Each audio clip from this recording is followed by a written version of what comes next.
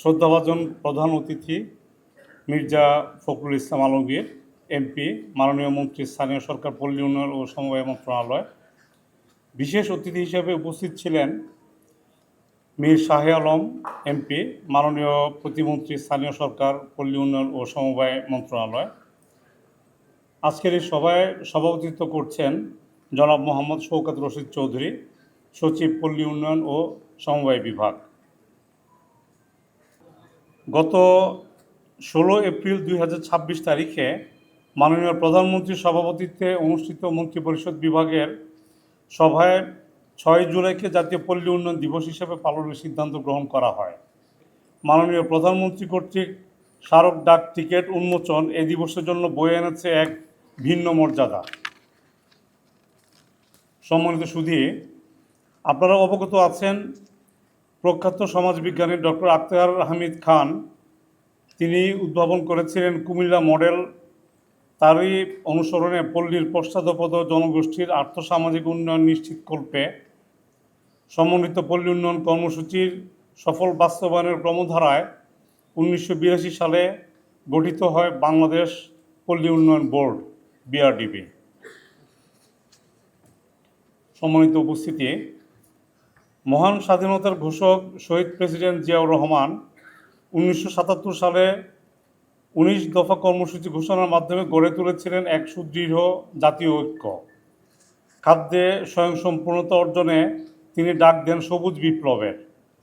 তৃণমূল পর্যায়ের সাধারণ জনগণকে স্থানীয় সরকার ব্যবস্থা ও উন্নয়ন কর্মকাণ্ডে সম্পৃক্তকরণের লক্ষ্যে তার প্রবর্তিত গ্রাম সরকার ব্যবস্থা দেশের পল্লী উন্নয়ন কার্যক্রমে নিয়ে এসেছিল দুর্বার গতি।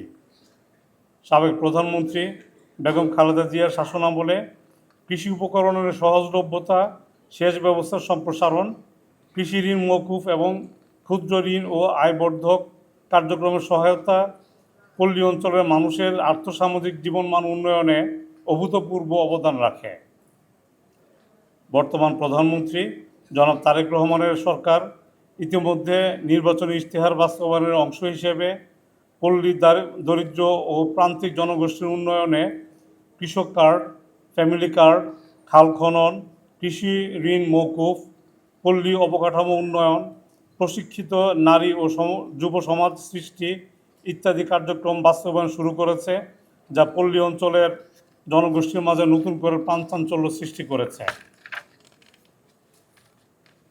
বিআরডিবি গ্রামীণ সংগঠন সৃষ্টি, নেতৃত্বের বিকাশ, পুঁজি গঠন, প্রশিক্ষণ প্রদান, ঋণ তহবিল সরবরাহ, উদ্যোক্তা উন্নয়ন, নারীর ক্ষমতায়ন, সুফলভোগীদের উৎপাদিত পণ্য বিপণন এবং ক্ষুদ্র অবকাঠামো উন্নয়ন সহ বিভিন্ন ক্ষেত্রে বিস্তৃত কার্যক্রম বাস্তবায়ন করে চলেছে।